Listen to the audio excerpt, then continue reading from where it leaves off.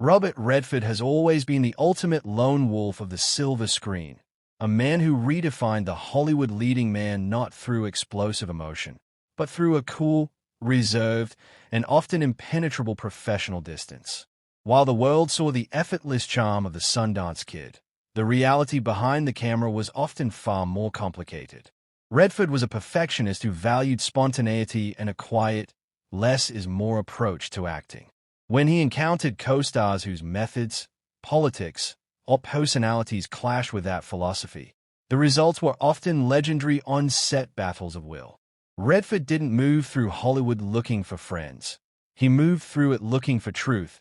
And for these 5 actors, the journey to find that truth alongside Redford was anything but easy.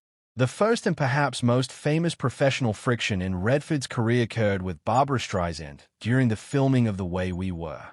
On the surface, they were the perfect cinematic couple, the wasp-white golden boy and the fiery, intellectual activist.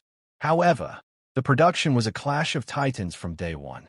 Redford was a one-take wonder who believed that the first time an actor says a line is the only time it contains genuine magic. Streisand, on the other hand, was a relentless perfectionist who wanted to analyze every syllable, rehearse every movement, and shoot dozens of takes until the performance was technically flawless. Redford reportedly found this exhausting, once commenting that he felt like he was being analyzed to death. He even initially turned down the role because he felt the character of Hubble Gardner was too one-dimensional compared to Streisand's powerhouse lead. The tension on set was palpable. Redford wanted to maintain his mystery, while Streisand wanted to peel back every layer. Crew members often recalled that rehearsals could turn into long philosophical debates about character motivation and emotional tone. Redford preferred instinct and emotional timing, while Streisand approached each scene almost like a director, carefully shaping every detail. At times, the contrast frustrated both of them, but it also forced each performer to push beyond their comfort zone. In the end, the emotional friction between their personalities became part of the film's magic, giving their on-screen relationship a sense of realism that audiences could immediately feel. The professional struggle continued when Redford paired with Dustin Hoffman for All the President's Men. This wasn't a clash of personalities. Both men were deeply committed to the importance of the story, but a total war of methods. Redford, who also produced the film, wanted a streamlined, journalistic accuracy that mirrored the investigative tone of the real Washington Post reporters. Hoffman, a devoted student of method acting, approached the role with relentless intensity. He was famous for improvising, rewriting dialogue in the moment, and deliberately trying to surprise his co-stars during scenes.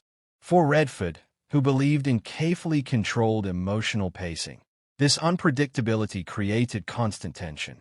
Hoffman's philosophy was that chaos could reveal truth. Redford believed truth came from clarity and restraint. The two actors reportedly spent long hours discussing scenes in their trailer, debating everything from line delivery to camera blocking. Hoffman often pushed for emotional spontaneity, while Redford insisted that the rhythm of the script had to remain intact. Despite these differences, both men respected each other's dedication to the project. The friction between them ultimately mirrored the relationship between their characters, two journalists approaching the same story from different angles but united by a shared goal. That underlying tension gave the film an authenticity that helped turn it into one of the most celebrated political thrillers ever made. When it came to Faye Dunaway on the set of 3 Days of the Condor, the friction shifted from acting styles to a lack of personal chemistry. Dunaway was widely known in the 1970s for her intense dedication to her craft and her sometimes demanding presence on set. Redford, by contrast, preferred a calm, focused atmosphere where scenes could unfold naturally without unnecessary tension. Their personalities created an immediate distance between them. Critics later observed that the subtle discomfort between the two actors actually strengthened the film. Their characters are strangers forced into an uneasy alliance during a dangerous conspiracy, and the underlying awkwardness between Redford and Dunaway made the dynamic feel more authentic. However, behind the scenes the atmosphere could be strained. Redford valued efficiency and professionalism, while Dunaway sometimes immersed herself so deeply in the emotional world of a scene that production schedules slowed down. Crew members described their interactions as polite but cool, with very little conversation outside the work itself. For Redford, whose philosophy was that the story always came before the star, the tension served as a reminder of how easily personality differences could affect the delicate balance of filmmaking. An entirely different kind of friction occurred between Redford and the legendary Gene Hackman during the filming of A Bridge Too Far.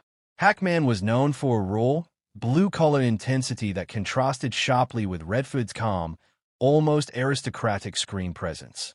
Their acting styles reflected very different life experiences.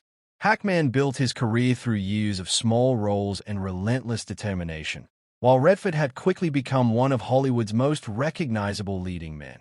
On a massive production filled with international stars, rumors circulated that Redford received more favorable scheduling and higher pay. Whether those rumors were accurate or not, they created an undercurrent of resentment that could be felt on set. Hackman valued authenticity above all else and sometimes viewed the Hollywood star system with skepticism. Redford, meanwhile, had long been aware that his looks and popularity caused some actors to underestimate his seriousness as a performer.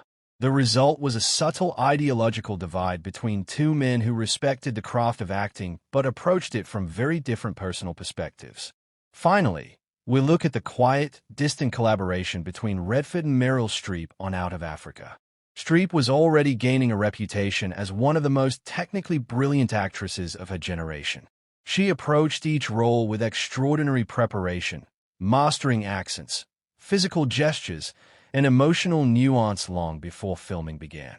Redford admired her dedication, but he also felt that her intense preparation sometimes created a barrier between the actor and the moment. Redford believed the most powerful acting came from spontaneity, those quiet moments when something unexpected emerged naturally within a scene. Streep's meticulous precision left less room for improvisation. Observers on set noted that the two actors maintained a respectful but distant relationship throughout production. Redford valued privacy and often retreated from the social aspects of filmmaking, while Streep focused almost entirely on the internal work of a character.